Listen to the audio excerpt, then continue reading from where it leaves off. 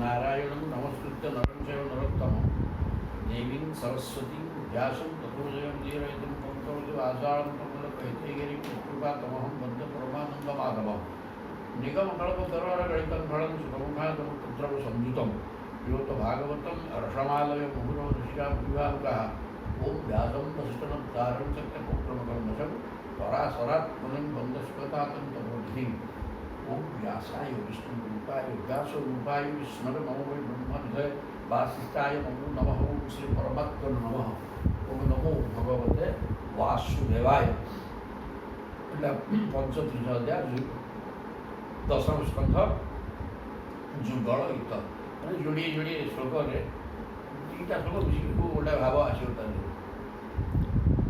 ସେ ସୁଖବାଦ ସୁଖଦେବ କହୁଛନ୍ତି ପରୀକ୍ଷିତଙ୍କୁ ये गुप्य कृष्णे वनम जाते तमनु कृष्ण लीला प्रगायन्त्य निन्यो दुखेन वासरान भगवान श्री कृष्ण गाय मान को नहीं दिन बेला वन को चली जाते गोपांगना माने कृष्ण लीला को गान करी गीत आकार बोली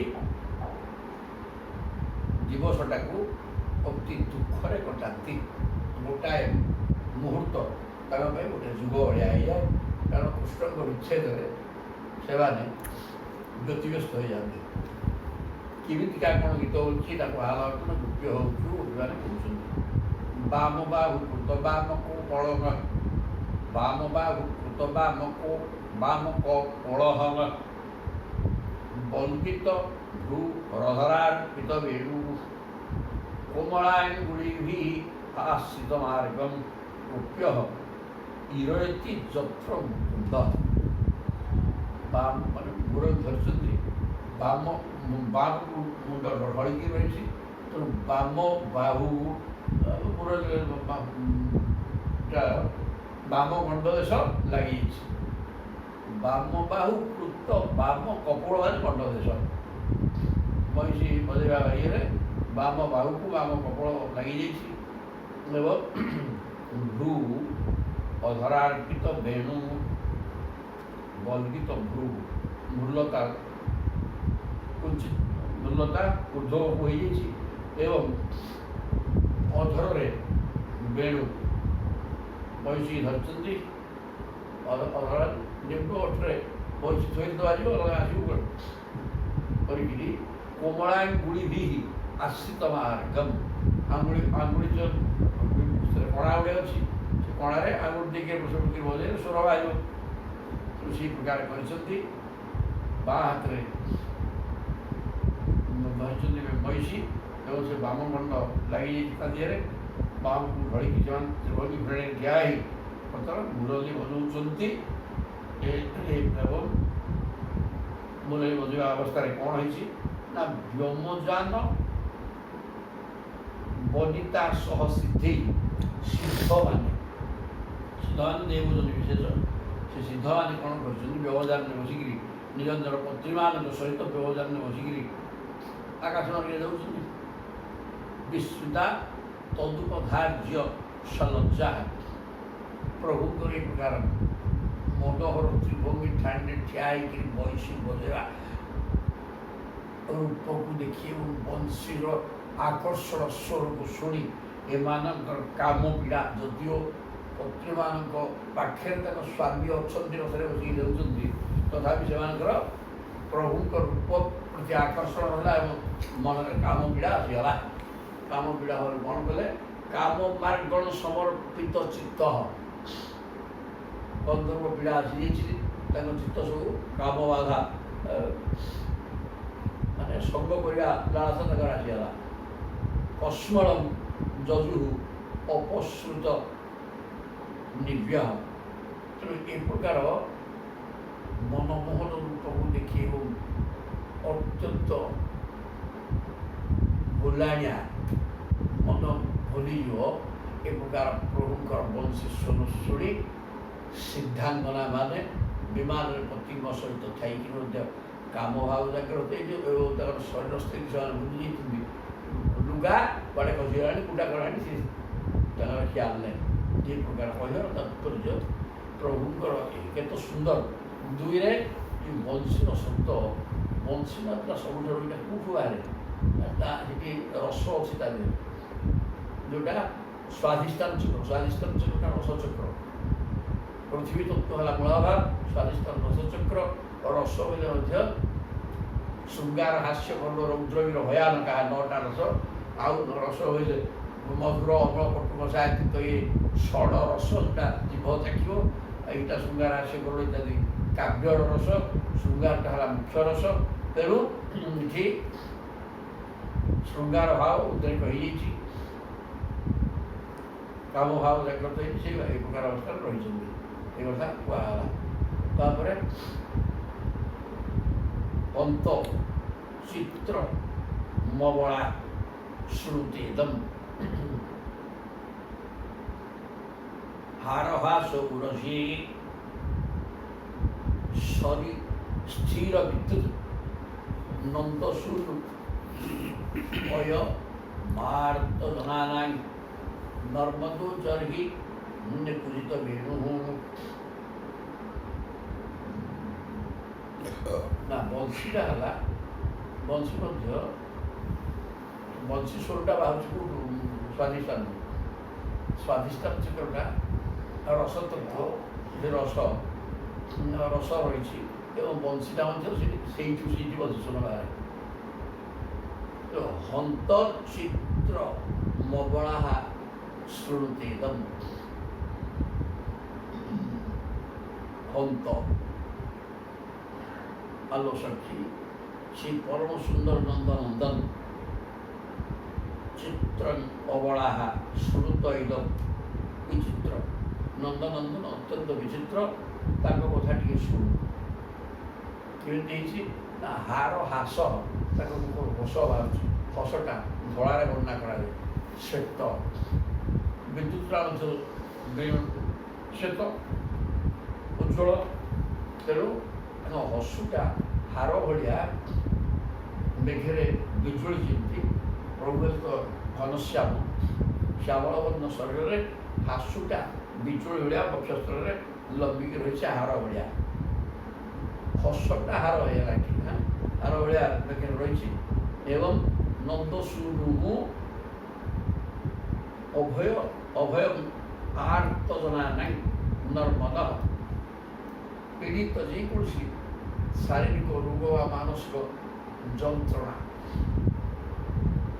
ପୀଡ଼ିତ ହୋଇଥିବା ବ୍ୟକ୍ତିମାନଙ୍କୁ ଅଭୟ ପ୍ରଦାନ କରନ୍ତି କିଏ? ପ୍ରଭୁ। ନନ୍ଦସୂନୁ ଅୟଂ ଆର୍ତ ଜନା ନାହିଁ ନର୍ମଦ ଜରିହି କୁଜିତ ବେଣୁ।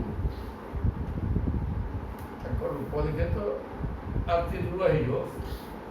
ବେଣୁ ଶବ୍ଦ ଶୁଣିଲେ ମଧ୍ୟ ଏ ପ୍ରକାର ବଂଶୀନାଦ, ଯେଉଁଟା ବଂଶୀନାଦଟା ସମସ୍ତ ବାଦ୍ୟ ଅପେକ୍ଷା ବଂଶୀଟା ହୃଦୟକୁ ଆକର୍ଷଣ କରିବାର କ୍ଷମତା ତାର ବହୁତ ଅଛି।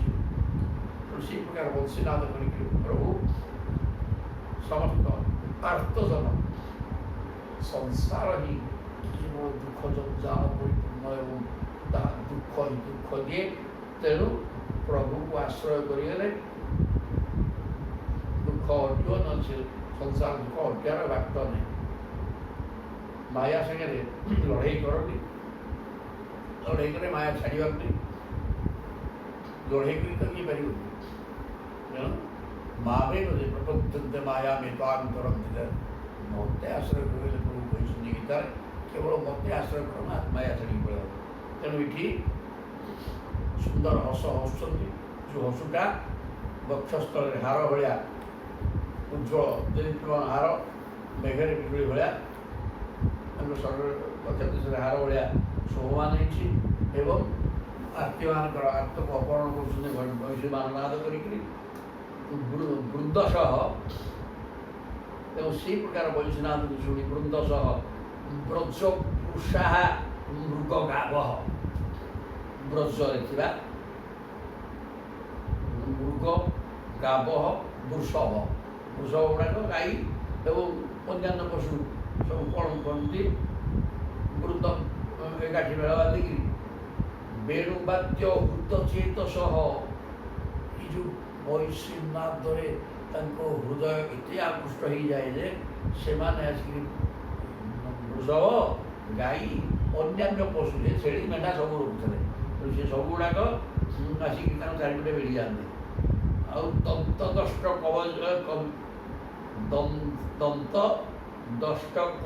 କବଳା ଧୃତ କର୍ଣ୍ଣା କାନ ସବୁ ଠିଆ ଠିଆ କରିଦେଇକିରି ପଞ୍ଚୁ ଶବ୍ଦ ଶୁଣିବା ପାଇଁ କୃଷ୍ଣଙ୍କର ଚାରିପଟେ ବେଢ଼ି ଯାଇ କାନକୁ ଠିଆ ଠିଆ କରିଦେଇଥାନ୍ତି ଏବଂ ଯେଉଁ ଘାସ ବି କୁଟା ଦିଟା ଖାଉଥିଲେ ସେ ତା ପାଟି ଭିତରେ ସେମିତି ରହିଯାଇଛି ଓହଳିକିରି ଏବଂ ପାଟି ଆଉ ପାଗୁଳି ହେଉନି, ପାଟି ବନ୍ଦ କାନ ଠିଆ ଠିଆ ଏ ପ୍ରକାର ହେଇକିରି ବଂଶୀନାଦ ଶୁଣୁଛନ୍ତି। କହିବାର ତାତ୍ପର୍ଯ୍ୟ ଖାଲି ସେ ଦେବାଙ୍ଗନା ମାନେ ମୋହିତ ହେଇଗଲେ ସେ କଥା ନୁହଁ, ଏ ପଶୁ ଜାତି ମଧ୍ୟ ଏ ବଂଶର ନାଦ ଏ ପ୍ରକାର ଚମତ୍କାର ହୃଦୟସ୍ପର୍ଶୀ ପଶୁମାନେ ମଧ୍ୟ ନିରବ ନିସ୍ତବ୍ଧ ହେଇଯାଇଛନ୍ତି।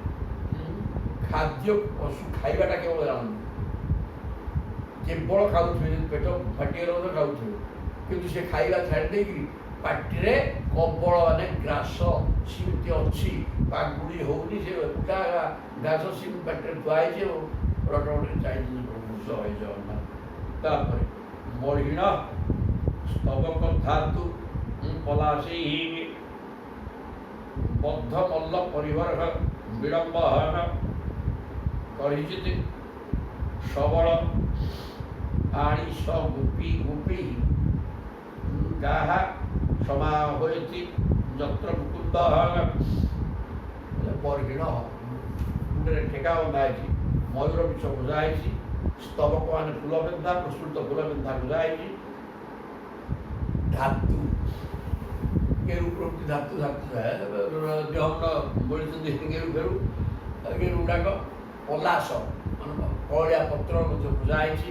ଏ ପ୍ରକାର ହେଇକିରି ବିଚିତ୍ର ବିଷ ଏବଂ ଅଣ୍ଟାରେ ଗାମୁଛା ଭିଡ଼ା ହେଇକିରି ସତେ ଯେଉଁଟା ମଲ୍ଲ ବଦ୍ଧ ମଲ୍ଲ ପରିବରହ ବିଳମ୍ବ ଗୋଟେ ମଲ୍ଲ ଭଳିଆ ସୋମାନ ହେଉଛନ୍ତି ପ୍ରଭୁ।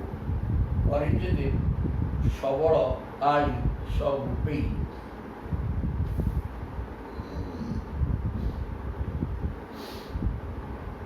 ଗାହା ସମାହୃତି ଯତ୍ର ମୁକୁନ୍ଦ ସବଳ ବଳ ମାନେ ଶକ୍ତି ଭକ୍ତି ନାହିଁ, ବଳରାମଙ୍କ ସହିତ ହେ ସଖୀ ଗୋପୀ ବଳରାମ ଏବଂ ଗୋପାଳ ବାଳକମାନଙ୍କ ସହିତ ଗାହା ସମାହୃତି ଗାଈ ଗୁଡ଼ାକ କୁଆଡ଼େ ତୋ ସହିତ ପଳେଇଯିବେ, ଗାଈଙ୍କର କେତେ ଜଗିକିରି କରି ଚାରିଆଡ଼େ ଆଗୁଆ ଠିଆ ହେବେ କିନ୍ତୁ ତେବେ ବି କିଏ କୁଆଡ଼େ ଖସିକି ପଳେଇବେ ନା ଘାସ ଲୋଭରେ ପଳେଇଯିବେ। ତେଣୁ ତାଙ୍କୁ ବଳରାମଙ୍କ ସହିତ ବଳରାମ ଏବଂ ଗୋପାଳ ସର୍ବବୟସ୍କ ଗୋପାଳ ବାଳକମାନଙ୍କ ସହିତ ପ୍ରଭୁ ବଇଁଶୀ ବଜେଇ ଗାଈମାନଙ୍କୁ ଡାକନ୍ତି। କ'ଣ କହିଲେ? ତରିହି ସେଇ ସୁନ୍ଦର ବଇଁଶୀ ସ୍ୱର ଶୁଣିକିରି ଭଗ୍ନଗତ ସରିତ ଖାଲି ଦେବାଙ୍ଗନା ଏବଂ ପଶୁ ନିସ୍ତବ୍ଧ ହେଇଗଲେ ସେ କଥା ନୁହଁ, ଜଳ ହେଉଛି ଜଳ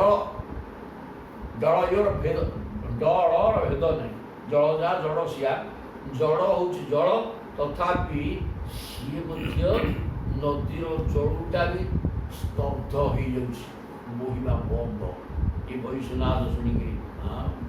ଭଗ୍ନଗତ ସରିତ ନଦୀ ଗୁଡ଼ାକ ଗତିରୁଦ୍ଧ ହେଇ ତଦପାବାମ୍ବୁଜ ରଜ ଅନିଳ ନିତମ ପବନରେ ଉଡ଼ି ଆସୁଥିବା ପ୍ରଭୁଙ୍କର ପାଦର ଯୋଗୁଁ ପାଦ ପଦ୍ମ ପାଦାମ୍ବୁଜ ରଜ ପବନରେ ଉଡ଼ି ଆସୁଥିବା ତାଙ୍କର ପାଦ ଧୂଳିକୁ ସ୍ପୃହୟତି ବୟଙ୍ଗିବ ବାହୁ ବହୁ ପୁଣ୍ୟା।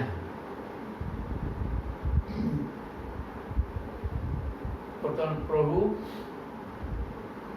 ଢେଉ ରୂପକ ହାତରେ ଆମେ ଯେମିତି ପ୍ରଭୁଙ୍କୁ ଆଲିଙ୍ଗନ କରିବା ପାଇଁ ପ୍ରସ୍ତୁତ, ସେ ଢେଉ ରୂପକ ହାତକୁ ଟେକିକିରି ବାରମ୍ବାର କିଏ ନଦୀ ଗୁଡ଼ାକ ଜଳ ସ୍ତବ୍ଧ ହେଇଯାଉଛି ଏବଂ ସେଥିରୁ ପବନର ସଂଯୋଗରୁ ଢେଉ ଉଠୁଛି ତେଣୁ ସେ ପ୍ରଭୁ ବର୍ଣ୍ଣନା କରିବାକୁ ଯାଉଛନ୍ତି ବ୍ୟାସଦେବଜୀ ଯେ ନାଇଁ ସେଗୁଡ଼ାକ ଢେଉ ନୁହେଁ, ଲହରୀ ରୂପକ ନଦୀ ବର୍ତ୍ତମାନ ଲହରୀ ରୂପକ ଦି ହାତକୁ ଟେକି ଗୋପାଙ୍ଗନା ମାନେ ଯେମିତି ଆଲିଙ୍ଗନ କରିବାକୁ ଉତ୍ସୁକ, ଇଏ ନଦୀ ଗୁଡ଼ାକ ପ୍ରଭୁଙ୍କୁ ଆଲିଙ୍ଗନ କରିବା ପାଇଁ ଲହରୀ ରୂପକ ହାତକୁ ଟେକିକିରି ପ୍ରେମ ବେପିତ ଭୁଜା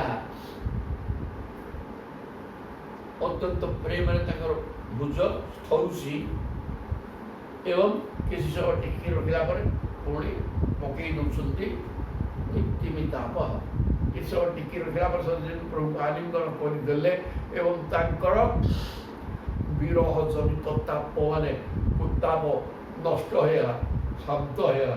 ଏପରି କିଛି ସମୟ ଟିକି ରଖିଲା ପରେ ପୁଣି ହାତକୁ ଟିକେ ପକେଇ ଦେଉଛନ୍ତି। ଗୋପାଙ୍ଗନା ମାନେ ଯେମିତି ଇଏ ନଦୀ ଗୁଡ଼ାକ ସେମିତି ଲହଡ଼ି ରୂପକ ହାତରେ ଗୁଡ଼ାକ କଲେ। ତାପରେ ଅନୁଚରୀ ସମନୁବର୍ଣ୍ଣିତ ବୀର୍ଯ୍ୟ ଆଦି ପୁରୁଷ ଇବା ବଳଭୂତି ବନଚର ଗିରିତଟେଷୁ ଚରନ୍ତି ବେଣୁନାନା ଆହୋୟତି ଗାହା ସଦଦାହି। ଯେତେବେଳେ ସେ ଗାଈମାନଙ୍କୁ ବଇଁଶୀ ବଜେଇକି ଡାକୁଥିଲେ, ତା ନା ଗାଈ ବଇଁଶୀରେ ଡକା ହବ, ନିଜେ ପାଟି ଖୋଲିକି ବଇଁଶୀରେ ଡାକିବ ଗାଈ ନା।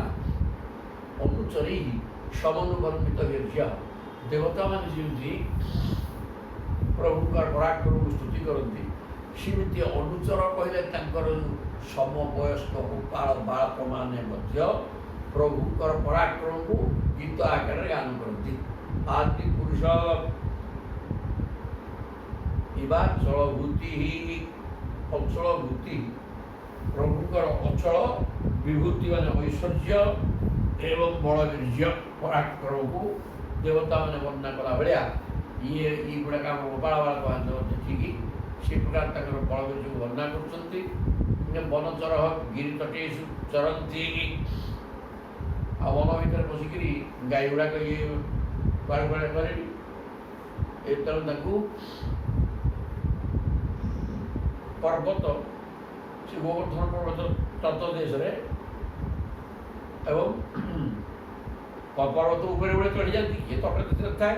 ଏହି ପ୍ରକାର ଅବସ୍ଥାରେ ଚଳୁଥିବା ଗାଈମାନଙ୍କୁ ଯିଏ ଉପରକୁ ପଳାଇ ତାକୁ ଡାକିଲେ ନାହିଁ, ତେଣୁ ସେମାନଙ୍କୁ ମଇଁଷି ନାଦ କରିକି ପ୍ରଭୁ ଡାକନ୍ତି।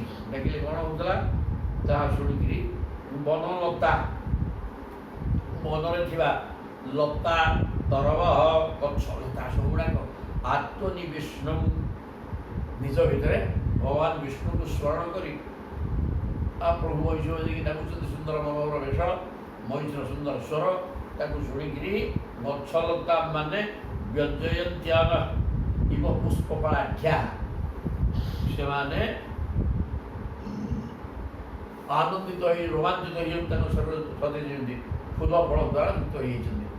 ଫୁଲ ଗୁଡ଼ାକ ଶରୀର ରୋମାଞ୍ଚିତ ହେଲା ଭଳିଆ ଫୁଲ ସବୁ ଧାରଣ କରୁଛନ୍ତି, ଫଳ ଯୁକ୍ତ ହୋଇକରି ସେମାନେ ଡାଳ ଗୁଡ଼ାକ ତଳେ ନଇଯାଇଛି। ତଳେ ନଇଯିବା ଅର୍ଥାତ୍ ପ୍ରଭୁଙ୍କ ଚରଣାରବିନ୍ଦକୁ ମୁଣ୍ଡିଆ ମାରୁଛନ୍ତି। ପ୍ରଣତ ଭାର ବିଟପା ମଧୁଧାରା, ଖାଲି ମୁଣ୍ଡିଆ ମାରୁଛନ୍ତି ସେ କଥା ନୁହଁ, ଫୁଲରୁ ମଧ୍ୟ ମହୁ ଗୁଡ଼ାକ ପୁଷ୍ପ ରସ ଗୁଡ଼ାକ ଧାର ଧାର ହେଇକି ବୋହିଯାଉଛି ଏବଂ ସେମାନେ ଫଳ ଫୁଲର ଭାର ଦ୍ୱାରା ନଇ ଯାଇଥିବା ଶାଖା ସଦସ୍ୟ ପ୍ରଭୁଙ୍କୁ ମୁଣ୍ଡିଆ ମାରୁଛି। ଏହି ପ୍ରକାର ବ୍ୟବସ୍ଥା ହେଇଛି। ପ୍ରେମ ଅହୃଷ୍ଟ ତନବ ଏବଂ ଭଗବତ ପ୍ରେମରେ ତାଙ୍କର ଶରୀର ରୋମାଞ୍ଚିତ ହେଇଯାଇଛି।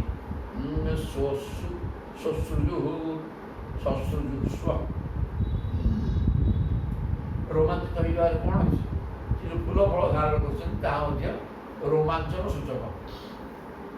ତାପରେ କ'ଣ କହିଲେ, ଦର୍ଶନୀୟ ତିଳକୁ ବନମାଳା ଦିବ୍ୟଗନ୍ଧ ତୁଳସୀ ମଧୁମନ୍ତୀ ଅଳିକୁଳେଇ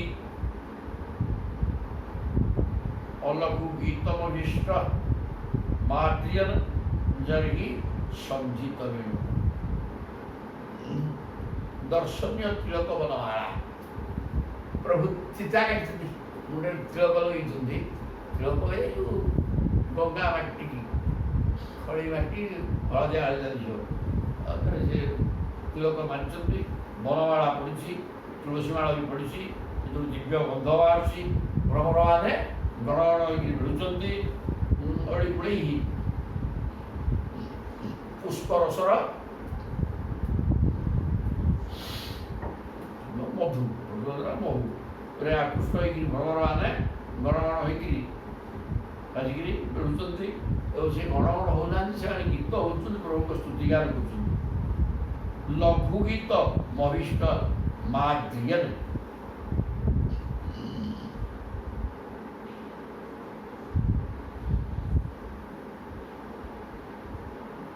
ତେଣୁ ସେମାନେ ଗୀତ ବୋଲିଲା ଆସିକି ସେମାନେ ସଞ୍ଚିତ ବେଣୁ ପ୍ରଭୁ ଇଆଡ଼େ ଶ୍ୟାମ ସୁନ୍ଦର ଯେଉଁ ବଂଶୀ ବଜାଉଛନ୍ତି ତାହା ଶୁଣୁଛୁଟି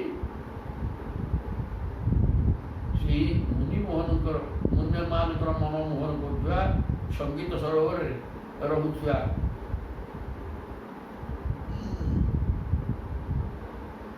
ଭ୍ରମର ଗୁଞ୍ଜନକୁ ଆଦର କରି ତାହାରି ସ୍ୱର ମିଶେଇ ସେ ପ୍ରଭୁ ମଧ୍ୟ କ'ଣ କରୁଛନ୍ତି, ଭ୍ରମରାଣୀକୁ ଗୁଞ୍ଜନ କରୁଛନ୍ତି। ବନମାଳା ପଡ଼ିଛି, ତୁଳସୀ ପଡ଼ିଛି, ତାର ସୁଗନ୍ଧ ବାହାରୁଛି, ତା ଦେହରୁ ପୁଷ୍ପରସ ବାହାରୁଛି, ଆଉ ଭ୍ରମରାଣୀ ଗଣ ଗଣ ହେଇକି ମଧୁର ଗୀତ ବୋଲୁଛନ୍ତି। ସେଇ ଭ୍ରମର ଗଣଗଣକୁ ପ୍ରଭୁ କ'ଣ କରୁଛନ୍ତି ନା ବଂଶୀରେ ସେଇ ଶବ୍ଦକୁ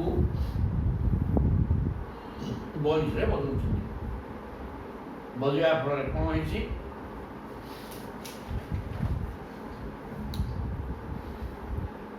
ନା ସରସୀ ସାରସ ହଂସ ବିହଙ୍ଗା ପୋଖରୀ ଗୁଡ଼ାକ ଅଛି, ତା ଦେହରେ ହଂସ ସାରସ ସବୁ ଗୋଟିଏ ଜାତୀୟ ସେ ପାଟିରେ ରହିଥିବା ସାରସ ହଂସ ସବୁ କ'ଣ କଲେ, ସାରୁ ଗୀତ ହୃତଚେତ ସହ ଏତ୍ୟ ଏ ଯେଉଁ ମନର ଚିତ୍ତାକର୍ଷକ ହୃଦୟ ସ୍ପର୍ଶୀ ବଂଶୀନାଦକୁ ଶୁଣି ଭ୍ରମର ଗୁଣୁଗୁଣୁ ଗୀତ ହେଉଛନ୍ତି। ସେ ଗୀତରେ ତାଳ ପକେଇଛନ୍ତି, ପ୍ରଭୁଙ୍କ ବୟସଟା ତଦନୁସାରେ ବାଜୁଛି। ସେ ତାହା ଶୁଣିକିରି ହଂସ ଏବଂ ସାରସମାନେ ତାଙ୍କର ହୃଦୟ ଆକର୍ଷିତ ହେଇଛି ଏବଂ ସମସ୍ତେ ଆସିକି ପ୍ରଭୁଙ୍କ ଚାରିପାଟରେ ବେଢ଼ି ହରି ଉପାସତ ସତେ ଯେମିତି ପ୍ରଭୁଙ୍କୁ ଉପାସନା କରୁଛନ୍ତି ସ୍ଥିର ଚିତ୍ତରେ। ଧୃତ ମୌନ କେହି କଟକଟ ହେଉନାହାନ୍ତି, ମୌନ ହେଇକିରି ଯତ ଚିତ୍ତ ଚିତ୍ତକୁ ସଂଯତ କରି ଯତ ଚିତ୍ତା ଗୋଟିଏ ଅଂଶରୁ ଅନେକ ଅଂଶ ଚାରିପଟେ ବେଳିକିରି ମନକୁ ମୌନ ହେଇ ପାଟନ ନ କରି ମୌନ ହେଇ ସଂଯତ ଚିତ୍ତ ହେଇ ସ୍ଥିର ଚିତ୍ତରେ ମିଳିତ ଦୃଶ୍ୟ ଆଖି ବୁଝି ଶବ୍ଦ ଯେମିତି ପ୍ରଭୁଙ୍କୁ ଧ୍ୟାନ କରୁଛନ୍ତି। ଆଉ এই প্রকার ହେଇଛି। ସହବଳ ସ୍ୱର୍ଗବତଂଶ ବିଳାସ ସାରୁଷୁ କ୍ଷିତିଭୃତୁ ବ୍ରଜ ଦେବ୍ୟା ହର୍ଷୟନ ଜରିହି ବେଣୁରବେଣ ଜାତ ହର୍ଷ ଉପରମ୍ଭନ୍ତି ବିଶ୍ୱମ୍।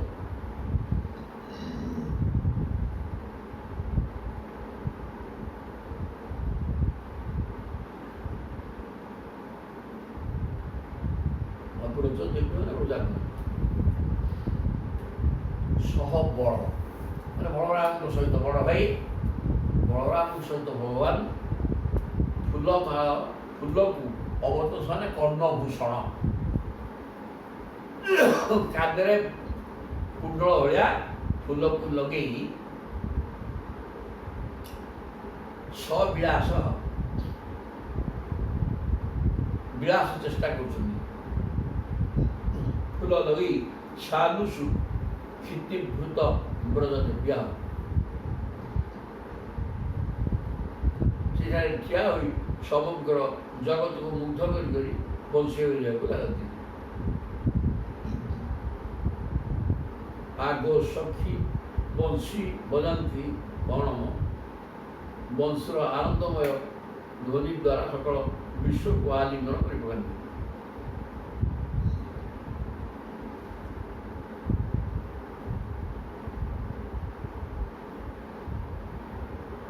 ଏବଂ ସେ ବଂଶୀନାଦ ଶୁଣି ବଂଶୀ ବଜାନ୍ତି କାଦେହରେ ଫୁଲମାଳ ଲଗେଇକିରି ବ୍ରଜାଙ୍ଗନା ମାନେ ଅତ୍ୟନ୍ତ ଆନନ୍ଦିତ ହୋଇଯାନ୍ତି। ବେଣୁରବେଣ ଜାତ ହର୍ଷ ଏବଂ ସେ ବେଣୁ ଶବ୍ଦ ଶୁଣିକିରି ଗୋପାଙ୍ଗନା ମାନେ ଆନନ୍ଦ ବିଭୋର ହୋଇଯାଇ ପ୍ରଭୁଙ୍କୁ ଆଲିଙ୍ଗନ କରନ୍ତି। ଆଲିଙ୍ଗନ କରି ମନେ ମନେ ଆଲିଙ୍ଗନ କରନ୍ତି। ଜାତ ହର୍ଷ ଉପରମ୍ଭନ୍ତି ବିଶ୍ୱ ଏବଂ ପ୍ରଭୁ ମଧ୍ୟ ସତେ ଯେମିତି ସମଗ୍ର ବିଶ୍ୱକୁ ଆଲିଙ୍ଗନ କରୁଛନ୍ତି। ଏହି ପ୍ରକାର ଅନୁଭବ ହୁଏ ଗୀତ ମାଧ୍ୟମରେ।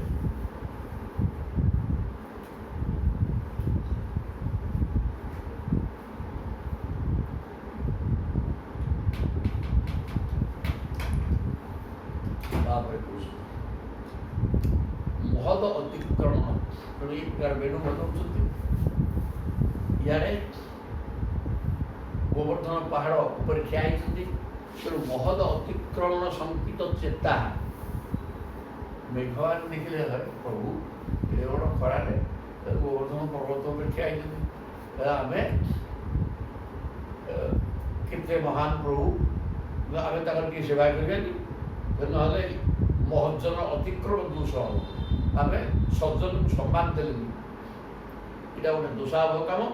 ତେଣୁ ମେଘମାନେ କ'ଣ କଲେ, ଶଙ୍କିତ ଚେତା, ତାଙ୍କର ଶୀତ ଶଙ୍କାକୁଳ ହେଲା କି କଥା ଇଏ ଖରାରେ ଠିଆ ହେଇଛି ନା, ଟିକେ ତାଙ୍କୁ ଛାଇ କରିବାନି, ଟିକେ ବସିଦେବାନି। ତେଣୁ କ'ଣ କଲେ, ମେଘ ଉଠେଇକି ପ୍ରଭୁ ଛାୟା ପ୍ରଦାନ କଲେ। ମନ୍ଦ ମନ୍ଦ ଅନୁଗର୍ଜତି ମେଘ, ଗୁଡ଼ୁ ଗୁଡ଼ୁ ଗୁଡ଼ୁ ଗୁଡ଼ୁ ହେଇକିରି ଟିପ୍ ଟିପ୍ ଟିପ୍ ଟିପ୍ ଟିକେ ବର୍ଷା କଲେ। ସତେ ଯେମିତି ସେ ବର୍ଷାଟା ପ୍ରସୂନ ବୃଷ୍ଟି ଫୁଲ ବର୍ଷା ହେଲା ଭଳିଆ। ମେଘରୁ ପୁଷ୍ପବୃଷ୍ଟି ହେଲା।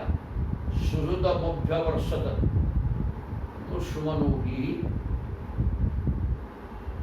ଛାୟୟାଚ ବିଦଧତ ପ୍ରତାପତ୍ରମ୍।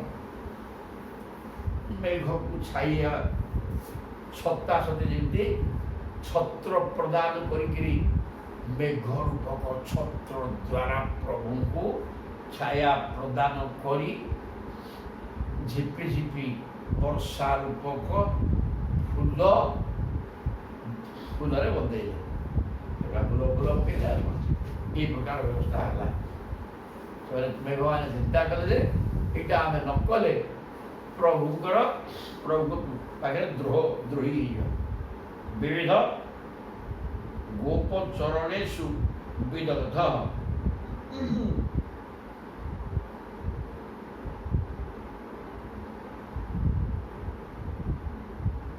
ବିବିଧ ଗୋପଚରଣେଷୁ ବିଦଗ୍ଧ।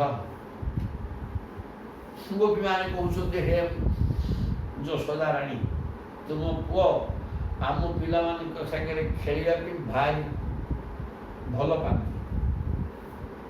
ତେଣୁ ବେଣୁବାଦ୍ୟ ପୁରୁଧା ନିଜ ଶିକ୍ଷା, ସୁନ୍ଦର ଭାବରେ ବେଣୁ ବଜାଉଛନ୍ତି, କିନ୍ତୁ ସେ ବେଣୁ ବଜାଇବା ପାଇଁ କିଏ ତାଙ୍କର ଗୁରୁ ନାହିଁ। ନିଜ ଶିକ୍ଷା ତାଙ୍କର ସିଏ ବେଣୁ ବଜାଉଛନ୍ତି, ନିଜେ ନିଜର ଗୁରୁ। ତାଙ୍କର ଗୁରୁ କେହି ନାହିଁ କି ମୁଁ ବେଣୁ କିଏ ତାଙ୍କୁ ଶିଖେଇବି। ଏବଂ ଆମ ଯଶୋଦା ରାଣୀ କହୁଛନ୍ତି, ତୁମ ପୁଅ ଭାରି ଚତୁର, ଆମ ପିଲାମାନଙ୍କ ସାଙ୍ଗରେ ଖେଳିବାକୁ ବେଶୀ ଭଲ ପାଆନ୍ତି ଏବଂ କେହି ତାଙ୍କର ଗୁରୁ ନାହିଁ, ନିଜ ନିଜ ବଂଶୀ ବଜାନ୍ତି ଅତି ସୁନ୍ଦର ସ୍ୱରରେ। ତବ ସୁତ ହସତି ଯଦା ଅଧର ବିମ୍ବେ, ଏବଂ ଯେତେବେଳେ ନିଜର ଅଧର ଓଷ୍ଠରେ ବଂଶୀକି ରଖି ଦତ୍ତ ବେଣୁ ଅନୟତ ସ୍ୱରଜାତ, ନିଜର ଅଧର ଓଷ୍ଠରେ ବେଣୁକୁ ଧରିକିରି ସ୍ୱର ସୃଷ୍ଟି କରନ୍ତି। କ'ଣ ହେଇଯିବ ନା ସବଳ ତଦୁପଧାର୍ଯ୍ୟ ସୁରେଶା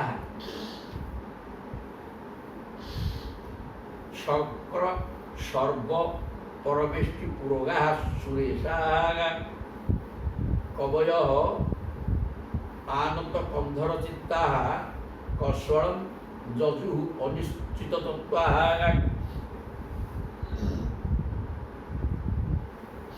କହିଲେ।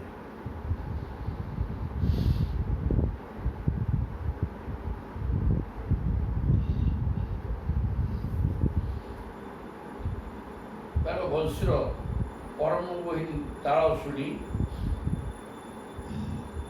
ଚକ୍ର ମାନେ ଇନ୍ଦ୍ର ସର୍ବ ମାନେ ଶିବ ପରମେଶ୍ୱର ମାନେ ବ୍ରହ୍ମା ପ୍ରଭୃତି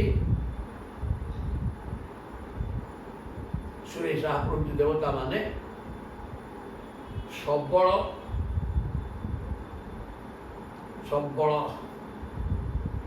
ସହ ତଦୁପଧାର୍ଯ୍ୟ ବଂଶୀର ଶବ୍ଦ ଶୁଣି ଦେବତା ମାନେ କେଉଁ ତତ୍ତ୍ୱ ତାହା ନିର୍ଣ୍ଣୟ କରିପାରୁନାହାନ୍ତି। ଯଜୁ ଅନିଶ୍ଚିତ ତତ୍ତ୍ୱ ଦେବତା ମାନେ ମଧ୍ୟ ଏ ଭଗବାନ କି ପ୍ରକାର କ'ଣ ଇଏ ବୈଶ୍ରେ କ'ଣ କେତେ ସଂସ୍କାର ଭାବରେ ବଦଉଛନ୍ତି। ତେଣୁ ଏ ଭଗବାନ କ'ଣ ଜିନିଷ ଭଗବାନଙ୍କୁ ଏମାନେ ମଧ୍ୟ ଚିହ୍ନି ପାରୁନାହାନ୍ତି ତତ୍ତ୍ୱ ତାତ୍ତ୍ୱିକ ଭାବରେ। କବୟ ଆନୁତ କନ୍ଧର ଚିତ୍ତା ତାଙ୍କ ପାଖରେ ସେମାନଙ୍କର ମୁଣ୍ଡ ରହିଯାଉଛି। ଏହି ପ୍ରକାର କବୟ ମାନେ ବିଜ୍ଞ ମହାଦେବତା ମାନେ ସେ କ'ଣ କରନ୍ତି ପ୍ରଭୁଙ୍କ ପାଖରେ ତାଙ୍କର ମୁଣ୍ଡ ରହିଯାଏ। ପ୍ରଭୁଙ୍କୁ ମଧ୍ୟ ସଠିକ୍ ଭାବରେ ଚିହ୍ନି ପାରିନାହାନ୍ତି ବୋଲି ସେମାନଙ୍କର ଚିହ୍ନୁନାହାନ୍ତି ବୋଲି ସେମାନେ କହନ୍ତି ଏବଂ ପ୍ରଭୁଙ୍କ ପାଖରେ ତାଙ୍କର ମୁଣ୍ଡ ରହିଯାଏ।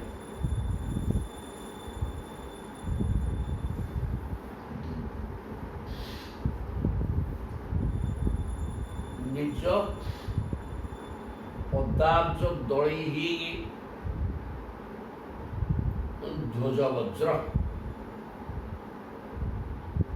ନିରଜାଙ୍କୁଶ ବିଚିତ୍ର ଲଲାମି ବ୍ରଜଭୁବ ସମୟନ ক্ষুরতোদম বস্মধুয়ার্যগতি ঈড়িত বেণু କହିଲେ ନିଜ ପଦାବ୍ଜ ଦଳେଇ ଧ୍ୱଜ ବଜ୍ର ନିଜ ପାଦପଦ୍ମରେ ଧ୍ୱଜ ମାନେ ପତାକା, ବଜ୍ର ନିରଜ ମାନେ ପଦ୍ମ, ଅଙ୍କୁଶ এই ପ୍ରକାର ବିଚିତ୍ର ଚିହ୍ନ ସବୁ ପ୍ରଭୁଙ୍କର ପାଦରେ ଅଛି। ସେଇ ପାଦପଦ୍ମକୁ ବର୍ତ୍ତମାନ ক্ষুরতୋଦମ ବ୍ରଜଭୁବ ক্ষুরତୋଦମ ସମୟନ୍ ବ୍ରଜଭୂମିରେ ଗାଈ ଗୁଡ଼ାକ ଗଲେ ଖୁରାର ଆଘାତରେ ଭୂମିକି କଷ୍ଟ ହେବ ନା ନାହିଁ। ଖୋଳି ଦେଉଛନ୍ତି ଯେଉଁ ଗାତ ହେଇଯାଉଛି ଖୁରା ପଡ଼ିକିରି ଗାଈ କୁଦି ଦେବ କେମିତି ଲାଗୁଛି ପିଠା କାଟିବ। ତେଣୁ ସେ ଖୁରା ଆଘାତରେ ପୃଥିବୀ କଷ୍ଟ ପାଉଛନ୍ତି। ପ୍ରଭୁ କିନ୍ତୁ ତାଙ୍କର ପାଦପଦ୍ମ ଭିତରେ ବଜ୍ର ଧ୍ୱଜ ପଦ୍ମ ଅଙ୍କୁଶ ପ୍ରଭୃତି ଚିହ୍ନ ଚିହ୍ନିତ ପାଦପଦ୍ମ ପକେଇକିରି ଗାଈ ଖୁରା ବାଜିକିରି କଷ୍ଟ ହେଉଥିବା ପୃଥିବୀକି ଆନନ୍ଦିତ କରିଦେଉଛନ୍ତି ନିଜର ପାଦପଦ୍ମ ପକେଇକିରି। ଧୈର୍ଯ୍ୟ ଗତି ହେଇକି ପୀଡ଼ିତ ବେଣୁ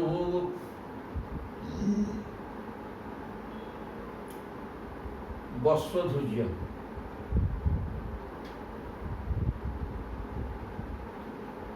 ବଂଶୀଶ୍ୱର ସେହି ବ୍ରଜଗମନ ଓ ସେହି ବିଳାସ ଭରା ସୁନ୍ଦର ଚାହାଣୀ ଆମ ହୃଦୟ ପ୍ରେମରେ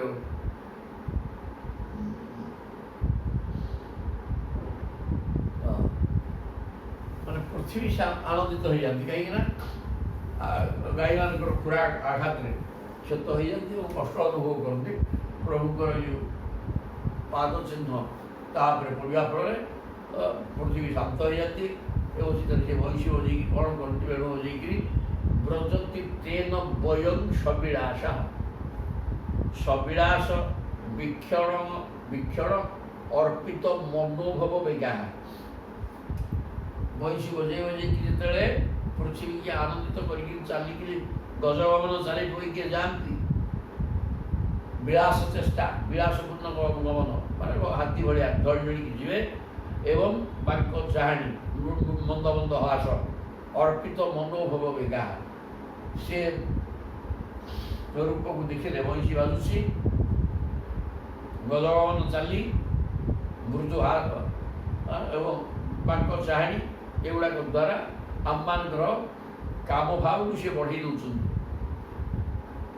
କୂଳବତୀ ଗମିତା ବିଦାମହଂ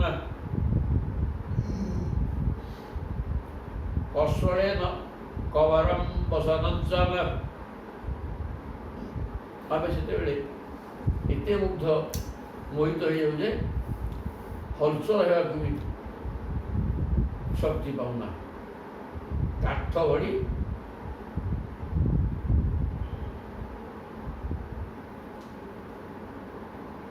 କୂଳବତୀ ଗମିତା ନ ବିଦାମ। ଆମେ କୂଳବତୀ କାଠ ଭଳିଆ ନିଶ୍ଚଳ ଭାବରେ ଆମେ ରହିଯାଉ। ପ୍ରଭୁଙ୍କର ଏ ପ୍ରକାର ଗଜଗମନ ଚାଲି,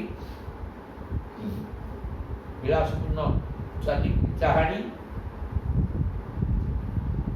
ବୈଶ୍ୟର ସୁନ୍ଦର ନାଦ ତାକୁ ଶୁଣିକିରି ଆମମାନଙ୍କର କାମ ଭାବ ବଢ଼ିଯାଏ ଏବଂ ନିରବ ନିସ୍ତବ୍ଧ ହଲଚଲ ନେଇ ଚିତ୍ରାର୍ପିତ ଭଳିଆ ଆମେ ରହିଯାଉ। କସ୍ମଳେନ କବରମ୍ବ ସରମ୍ବା। এই ପ୍ରକାର ଅବସ୍ଥାରେ ସେତେବେଳକୁ ଯେହେତୁ ଆମେ ନିରବ ରହିଯାଉ, ମୁଣ୍ଡରୁ ଖୋସା ଖସିଗଲାଣି, ଲୁଗାପଟା ଶରୀରରେ ସମ୍ଭାଳ ଅବସ୍ଥାରେ ରହିଥାଏ, ତାହା ସିଆଡ଼କୁ ଆଉ ନଜର ଯାଏ ନାହିଁ। ପ୍ରଭୁଙ୍କର ଏହି ବିଳାସ ଚେଷ୍ଟା, ତାଙ୍କ ଚାହାଣୀ ଏବଂ ସୁନ୍ଦର ବଂଶୀନାଦର ଆକର୍ଷଣରେ ଆମେ ନିଜର ସତ୍ତାକୁ ମଧ୍ୟ ଭୁଲିଯାଉ। ଏ କଥା କହିଲେ ମଣିଧର ଅଗଣୟନ ଗାହାଗ ମାଳୟା ଦୈତ ଗନ୍ଧ ତୁଳସ୍ୟାହାଗ ପ୍ରଣୟନ ଅନୁଚରସ୍ୟ ପଦାଂଶେ ପ୍ରକ୍ଷିବନ ଭୁଜ ମଗାୟତ ସୂତ୍ର। ମଣିଧର କ୍ୱଚିତ ଅଗଣୟନ ଗାହା। ଅନ୍ୟ ଜଣେ କହିଲା, ଆଲୋ ସଖୀ, ଯେଉଁ ମଣିମାଳା ବେକରେ ପକାଇଛନ୍ତି ତାହା ତାଙ୍କ ଗଳାକୁ ଖୁବ୍ ସୁନ୍ଦର ଦିଶୁଛି। କ୍ୱଚିତ ଅଗଣୟନ ସା। ତା ଛଡ଼ା ତୁଳସୀର ମଧୁର ଗନ୍ଧ, ତୁଳସୀ ଗନ୍ଧ ତାଙ୍କୁ ଭାରି ଭଲ ଲାଗେ। ତୁଳସୀ ମାଳା ପଡ଼ିଛି ମାଳୟା ଦୈତ ଗନ୍ଧ ତୁଳସୀଆ।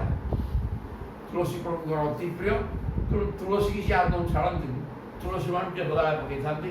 ଇଆଡ଼େ ମଣିମୟ ମାଳା ବି ପଡ଼ିଛି। ସେଇ ଶ୍ୟାମ ସୁନ୍ଦର ଯଦି ବେଳେବେଳେ ମଣିମାଳା ସାହାଯ୍ୟରେ ଗାଈମାନଙ୍କୁ ଗଣୁ ଗଣୁ କୌଣସି ପ୍ରେମୀ ସଖାର କାନ୍ଧରେ, ତେଣୁ ତୁଳସୀ ମାଳା ସଦାବେଳେ ପଡ଼ିଥାଏ। ତୁଳସୀ ମାଳା କେବେ ଛାଡ଼ନ୍ତିନି। କାରଣ ମଣିମୟ ମାଳା ମଧ୍ୟ ପଡ଼ିଛି। ସେ ମଣିମାଳାକୁ ନେଇକି ଗାଈମାନଙ୍କର ସଂଖ୍ୟା କରନ୍ତି ଗଣିକିରି। ପ୍ରଣୟନ ଏବଂ ନିଜର ପ୍ରେମୀ ଅନୁଚର, ତାଙ୍କ ସାଙ୍ଗରେ ବିଚରଣ କରୁଥିବା ସମବୟସ୍କ ଗୋପାଳବାନ ବାଳକ, ସେମାନଙ୍କର ତାଙ୍କର କୌଣସି ଗୋଟିଏ ଗୋପାଳଙ୍କ କାନ୍ଧରେ ହାତ ରଖି ଗାଈମାନଙ୍କୁ ମଣିମାଳା ଦ୍ୱାରା ଗଣନ୍ତି। ପ୍ରକ୍ଷିପନ ଭୁଜ ମଗାୟତ ଯତ୍ର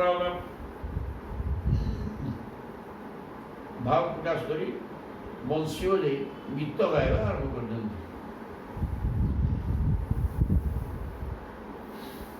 କାନ୍ଧରେ ହାତ ରଖି ବଂଶୀ ବଜାଇ ଗୀତ ବୋଲିବା ଆରମ୍ଭ କରିଛନ୍ତି।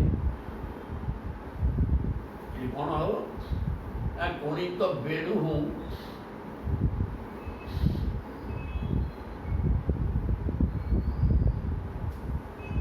ବେଣୁ ଅବବଞ୍ଚିତ ଚିତ୍ତା କୃଷ୍ଣ ମଣ୍ଡ ସତ କୃଷ୍ଣ ଗୃହିଣ୍ୟା। କୋଣିତ ବେଣୁ ଅବବଞ୍ଚିତ ଚିତ୍ତା। ଯେତେବେଳେ ବୈଶିକି ବଜାନ୍ତି ସେତେବେଳେ କୃଷ୍ଣ ସାର ଭଗବାନଙ୍କର ପତ୍ନୀ କୃଷ୍ଣ ମନୋସତ, ଭଗବାନ କୃଷ୍ଣଙ୍କ ପ୍ରତି ଆକୃଷ୍ଟ ହୋଇ କୃଷ୍ଣ ସାର ମୃଗର ପତ୍ନୀମାନେ ଗୃହିଣ୍ୟ ଗୁଣଗଣାନ୍ନ ଅନୁଗତ୍ୟ। ପ୍ରଭୁଙ୍କର ଗୁଣ ସମୂହ, ଗୁଣ ମଡ଼ି ହେବନି, ତାଙ୍କର ଚରଣରେ ଚିତ୍ତ ଲଗେଇଛନ୍ତି।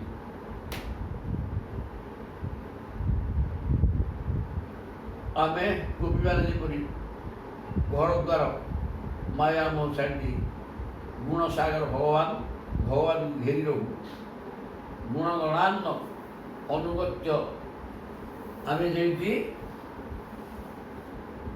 ଅନେକ ସଦ୍ଗୁଣର ଆଧାର, ସଦ୍ଗୁଣର ଆଧାର ଭଗବାନଙ୍କୁ ଘର ଦ୍ୱାର ସଂସାର ମୋହ ଛାଡ଼ି ଦେଇକି ଭଗବାନଙ୍କୁ ଆଶ୍ରୟ କରିକି ରହୁଛେ, କିଏ ଗୋପାଙ୍ଗନା ମାନେ କହୁଛନ୍ତି। ଠିକ୍ ସେମିତି ହରିଣୀ ମାନେ କୃଷ୍ଣ ସାରଙ୍କର ପତ୍ନୀମାନେ ଭଗବାନ ଶ୍ରୀକୃଷ୍ଣଙ୍କର ଅନୁଗତ ହେଇ ଗୋପୀମାନଙ୍କ ଭଳିଆ ବିମୁକ୍ତ ଗୃହାସା ଘର ଧନ୍ଦାକୁ ଛାଡ଼ି, ମାନେ କୃଷ୍ଣ ସାର ଭୋଗକୁ ଛାଡ଼ିକିରି କୃଷ୍ଣଙ୍କ ପ୍ରତି ଆକୃଷ୍ଟ ହେଇ ଏ ବଂଶୀନାଦ ଶୁଣି ବିମୋହିତ ହେଇକିରି କୃଷ୍ଣଙ୍କ ପ୍ରତି ଆକୃଷ୍ଟ ହେଇଯାନ୍ତି। ଗୋପାଙ୍ଗନା ମାନେ ଆକୃଷ୍ଟ ହେଲା ବେଳେ କୁନ୍ତ ଦାମ କୃତ କୌତୁକ ବେଶାହ ଗୋପ ଗୋଧନ କୃତ ଯମୁନାୟାଂ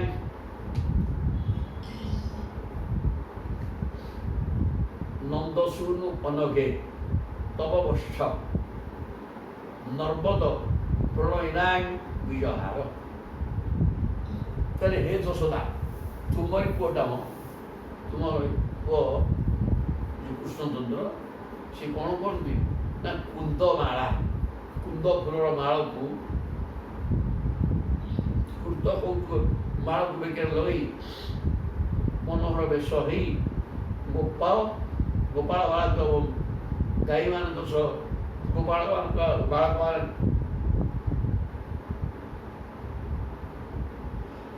ଚାରି ପାଖରେ ଏଡ଼ିକି ରହନ୍ତି। ଗାଈମାନଙ୍କୁ ଅଡ଼େଇକିରି ଯମୁନା ତଟରେ ଯମୁନା ନନ୍ଦସୂନୁ ନିଷ୍ପାପେ ଯଶୋଦାରାଣୀ, ତୁମ ପୁଅ କୁନ୍ଦମାଳ ପକେଇ ଗୋପାଳ ବାଳକମାନଙ୍କ ଦ୍ୱାରା ପରିବୃତ ହୋଇ ଗାଈ ଯମୁନା ତଟରେ ଗାଈ ଚରେଇବାକୁ ନର୍ମଦ ପ୍ରଣୟିନାନି ନିଜର ପ୍ରଣୟୀ ପ୍ରଭୁକୁ ଯିଏ ଭଲ ପାଏ ବେଶୀ, ପ୍ରଭୁ ପ୍ରେମ କରୁଥିବାଙ୍କୁ ସିଏ ମଧ୍ୟ ବହୁତ ସ୍ନେହ ଶ୍ରଦ୍ଧା ଦିଅନ୍ତି ଏବଂ ତାଙ୍କ ସହିତ ଯମୁନା ତୀରରେ ଗାଈମାନଙ୍କୁ ଧରିକିରି ବୁଲୁଥିବା ଅବସ୍ଥାରେ ବୈଶିବ ଯାଆନ୍ତି। ଆଉ ମନ୍ଦ ବାୟୁ ଉପବାଦ୍ୟ ନୁକୁଳମ୍, ଯମୁନା ଜଳ ସଂସ୍ପର୍ଶ ଶୀତଳ ହୋଇଥିବା ବାୟୁ ଅନୁକୂଳ ବାୟୁ ମନ୍ଦମ ପ୍ରତି ପବନ, ଧୀରେ ଧୀରେ ସୁଲସୁଲିକି ପବନ ହେଉଛି ଅନୁକୂଳ ବାୟୁ, ଦୁର୍ଦୁର ପବନ ପିଟିଲା ଭଳିଆ ସେ ଠିକ୍ ନୁହେଁ। ତେଣୁ ପବନଟି ଯମୁନା ଜଳ ସଂସ୍ପର୍ଶରୁ ଶୀତଳ ହେଇକି ଧୀରେ ଧୀରେ ବହୁଛି। ମାନୟନ ମଳୟଜ ସ୍ପର୍ଶେନ, ତା ମଳୟ ପବନ ଭଳିଆ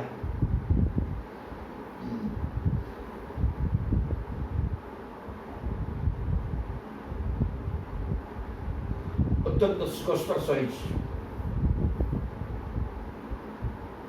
ବନ୍ଦିନ ତମ୍ ଉପଦେବ ଗଣା ହାଜେ, ବନ୍ଦୀମାନେ ସ୍ତୁତି କରିବା ହେଲା କାମ, ସେମିତି ଉପଦେବ ବେଳେ ଗନ୍ଧର୍ବ ପ୍ରଭୃତି ଦେବତା ନ ଉପଦେବ, ଗନ୍ଧର୍ବ ପ୍ରଭୃତି ଉପଦେବତା ମାନେ ପ୍ରଭୁଙ୍କର ଗୁଣଗାନ କରୁଛନ୍ତି। ବାଦ୍ୟ ବଜେଇ ଗୀତ ବୋଲି ବାଦ୍ୟ ଗୀତ ବଢ଼ିବି ଏବଂ ବଢ଼ିବି ପରିବଭ୍ରୁ। ଉପଦେବ ମାନେ ବନ୍ଦୀମାନେ ଯେମିତି ସ୍ତୁତି ପାଠ କରନ୍ତି, ସେମିତି ଉପଦେବତା ମାନେ ବାଦ୍ୟ ବୋଲି ଗୀତ ବୋଲି ପ୍ରଭୁକୁ ଉପହାର ଦେଇକିରି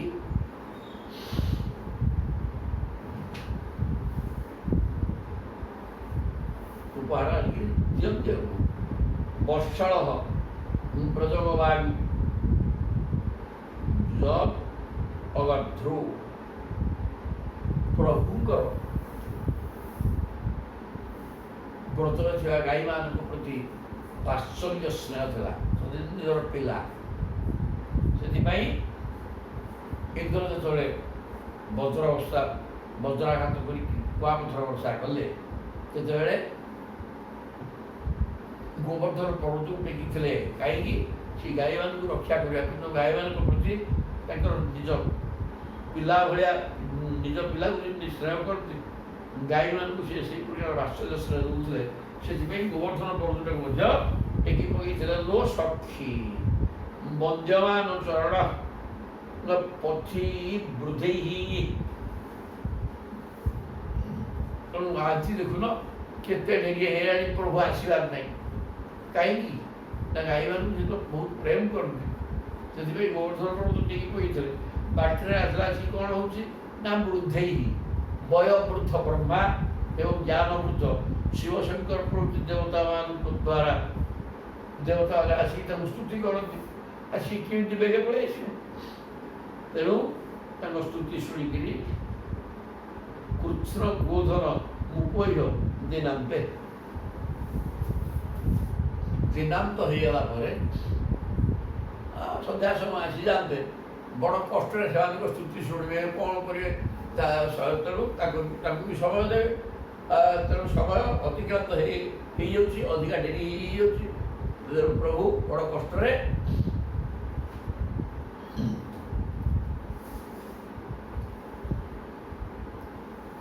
ଦେବତାମାନଙ୍କର ସ୍ତୁତି ଶୁଣି ଗାଈମାନଙ୍କୁ ଧରି ଦିନାନ୍ତେ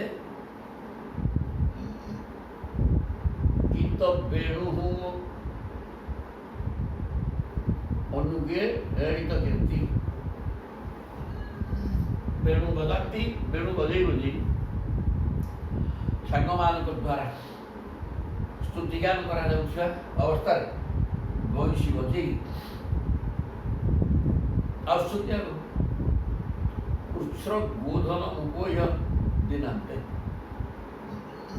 ଯେମିତି ସୂର୍ଯ୍ୟ ଦିନାନ୍ତ ମାନେ ଦିନ ଶେଷ ହେଇଯାନ୍ତେ, ଗୋ ମାନେ କିରଣ ରୂପକ ଧନକୁ ସଂଗ୍ରହ କରି ଅସ୍ତ ଯାଆନ୍ତି, ନିଜ କିରଣକୁ ସଙ୍କୁଚିତ କରିଦେଇକି ଅସ୍ତ ଯାଆନ୍ତି। ଠିକ୍ ସେମିତି ଗାଈମାନେ କୁଆଡ଼େ ଏଇ ତସ୍ତ ସବୁଥିଲେ, ତାଙ୍କୁ ଏକାଠି କରି ଅଡ଼େଇକିରି ଦିନାନ୍ତ ହେଇଯିବା ଫଳରେ ପ୍ରଭୁ ବେଣୁ ବଜାଉଛନ୍ତି। ସମବୟସ୍କ ଗୋପାଳ ବାଳକମାନେ ଗୀତ ପ୍ରଭୁଙ୍କୁ ସ୍ତୁତିଗାନ କରୁଛନ୍ତି। ଏହି ପ୍ରକାର ଅବସ୍ଥାରେ ବଡ଼ କଷ୍ଟରେ ଫେରୁଛନ୍ତି। କଷ୍ଟରେ ଫେରୁଛନ୍ତି ମାନେ କାହିଁକି କଷ୍ଟ ହେଇଗଲା?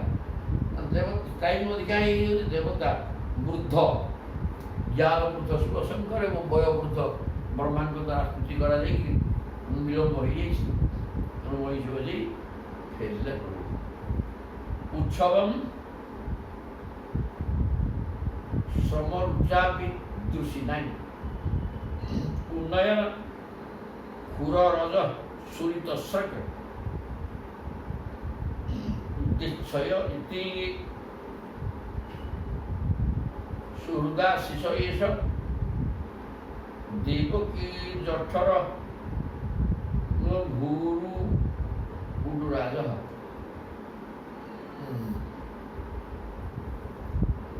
ବୋଲେ ଉତ୍ସବ ସମରୁଚାପି ଦୃଷି ନାହିଁ। ଦିନ ଗାଈ ପଛରେ ଧାଇକି ଖରାରେ ବୁଲିକି କ୍ଳାନ୍ତ ହେଇଯାଇଛନ୍ତି ପ୍ରଭୁ। ଆଏବେନି, ବୁଲାବୁଲି କଲେ ହୁଏ। ସମରୁଚାପି ପରିଶ୍ରମ କରିକିରି କ୍ଳାନ୍ତ ହେଇଯାଇଛନ୍ତି। ଉନ୍ନୟନ ଖୁର ରଜ ଛୁରିତ ଗାଈମାନଙ୍କର ଖୁରାରୁ ଉଠୁଥିବା ଧୂଳି ଦ୍ୱାରା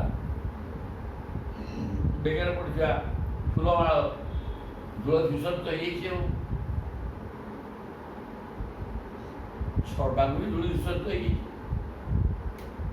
ଦିଚ୍ଛୟ ଐତି ସୁହୃଦ ଆଶିଷ ଏଷା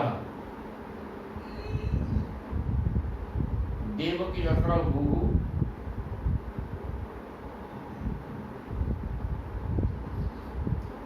ଦେବକୀ ଜଠର ମାନେ ଦେବକୀଙ୍କର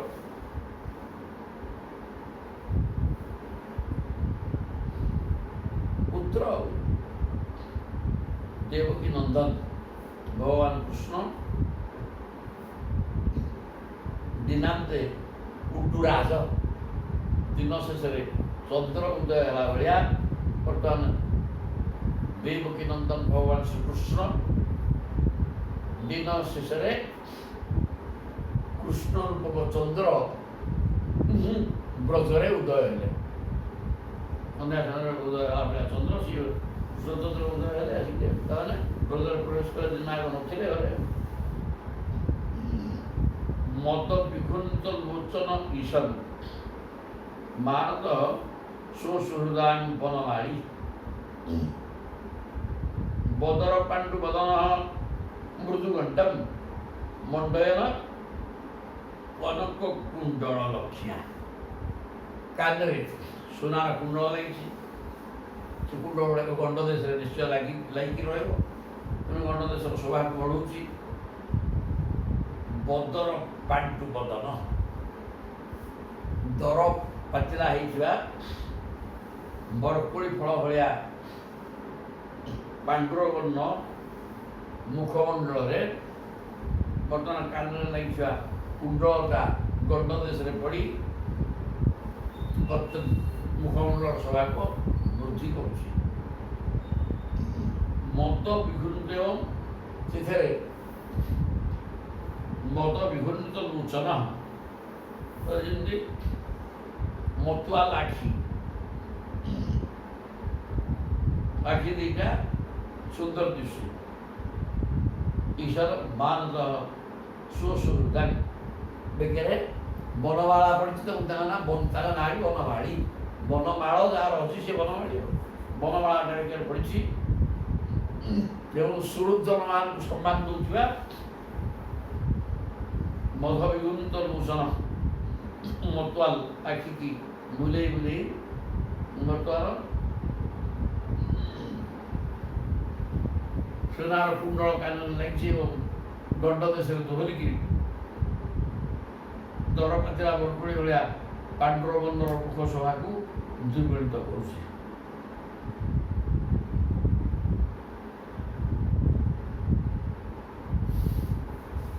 এই প্রকার অবস্থায় ফেরুଛନ୍ତି যদুপতি দ্বিরদ রাজ বিহার দ্বিরদ হ্রদ মানে দাନ୍ତ ଦୁଇଟା ଦାନ୍ତ କାହାର ହାତୀର ତେଣୁ ଦ୍ୱିରଦ ରାଜ ମାନେ ଗଜରାଜ ଯେମିତି ପାହୁଲ ପକେଇକିରି ଢଳି ଢଳିକିରି ଚାଲେ ଠିକ୍ ସେମିତି ଯଦୁପତି ଯଦୁନନ୍ଦନ ଭଗବାନ ଶ୍ରୀକୃଷ୍ଣ ଯାମିନୀ ପତି ହିଁ ଇବ ଈଶଃ ଦିନାନ୍ତେ ଦିନ ଶେଷରେ ଯାମିନୀ ମାନେ ଯାମିନୀ ପତି ଇବ ଦିନ ଶେଷରେ ରଜନୀ ଯାମିନୀ ତମି ଯାମିନୀ ମାନେ ରଜନୀ ଯାମିନୀ ତମି ରାତିକେ ଯାମିନୀ କୁହାଯାଏ ରାତିର ପତି ରାତି ଆସିଲିଙ୍ଗ ଯାମିନୀ ଆସିଲିଙ୍ଗ ଶବ୍ଦ ତାର ପତି ହେଲେ ଚନ୍ଦ୍ର ତେଣୁ ଯାମିନୀ ପତି ହିଁ ଇବ ଦିନାନ୍ତେ ଦିନ ଶେଷ ହୁଅନ୍ତେ ରଜନୀ ପତି ଚନ୍ଦ୍ର ଉଦିତ ହେଲା ଭଳିଆ ଇଏ ବର୍ତ୍ତମାନ ଗଜରାଜ ଗମନ କରିକି ଭଗବାନ କୃଷ୍ଣଚନ୍ଦ୍ର ଇଏ ବି ଚନ୍ଦ୍ର ନା ତାଙ୍କ ନାଁ କୃଷ୍ଣ ଚନ୍ଦ୍ର ଲେଖିଛି ତେଣୁ ଇଏ ଚନ୍ଦ୍ର ବର୍ଷରେ ଉଦିତ ହେଲେ ଆପଣ ଉଦିତ ବକ୍ତ୍ର ଉପଜାତି ଦୁରନ୍ତମ ମୋଚୟନ ବ୍ରଜଭବାନ ଦିନ ତାପମ ଦିନ ବେଳେ ଗାଈ ଗୁଡ଼ାକ ଖରାରେ ବୁଲିକି ଉତ୍ତପ୍ତ ହେଇଥିଲେ ଏବଂ ବ୍ରଜାଙ୍ଗନା ଗୁଡ଼ାକ ମଧ୍ୟ ଦିନ ଆକ ଭଗବାନଙ୍କର ବିଚ୍ଛେଦରେ ପ୍ରଭୁ ନ ଦେଖିକିରି ଏ ବିରହ ଜ୍ୱାଳାରେ ବି ତପ୍ତ ଥିଲେ। କିନ୍ତୁ ରାତିରେ ଚନ୍ଦ୍ର କିରଣ ପଡ଼ନ୍ତେ, ଶୀତଳ ଚନ୍ଦ୍ର କିରଣ, ଅମୃତମୟ କିରଣ ତାଙ୍କର, ତା ଦ୍ୱାରା ସମସ୍ତେ ଥଣ୍ଡା,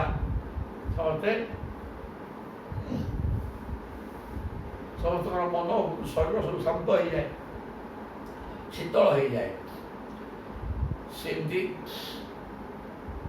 ବ୍ରଜ ଗବାଙ୍ଗୀ ଦିନ ତାପମ, ବ୍ରଜବାସୀ ଗୋପାଙ୍ଗନା ମାନଙ୍କର ବିରହ ଦିନ ତାଙ୍କର ବିରହ ଦୁଃଖ, ବିରହ ତାପକୁ ତଥା ଗାଈମାନଙ୍କର ଖରାରେ ବୁଲିକି ଖରାରେ ବୁଲିକି ଗରମ ହେଇଯାଇଥାନ୍ତି, ସେ ସମସ୍ତ ତାପକୁ ଚନ୍ଦ୍ର, କୃଷ୍ଣଚନ୍ଦ୍ର ଦିନ ଶେଷରେ ନିଶାନାଥ ଚନ୍ଦ୍ର ଉଦୟ ହେଇକି ଥଣ୍ଡା କରିଦେଲା ଭଳିଆ ପ୍ରଭୁ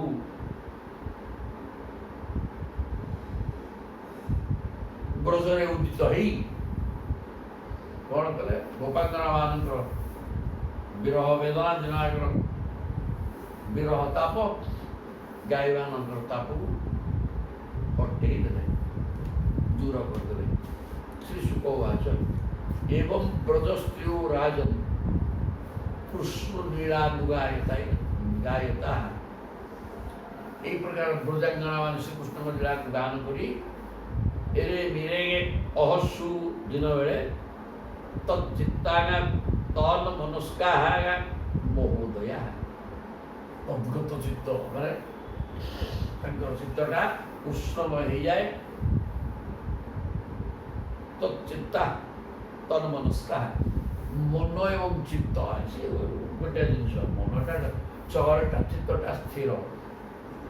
ତେଣୁ ତାଙ୍କର ମନ ଚଞ୍ଚଳ ମନ ବା ସ୍ଥିର ମନ ଭଗବାନଙ୍କ ସହିତ ଏକାକାର ହେଇଯାଏ। ମନଟା ସମସ୍ତଙ୍କ ସଂସାରମୟ ହେଇକି ରହିକିରି ଦୁଃଖ ଚିନ୍ତା କରୁଥାଏ, କିନ୍ତୁ ଭଗବତ ଚିନ୍ତନ ହିଁ କେବଳ ଆନନ୍ଦ ଚିନ୍ତନ।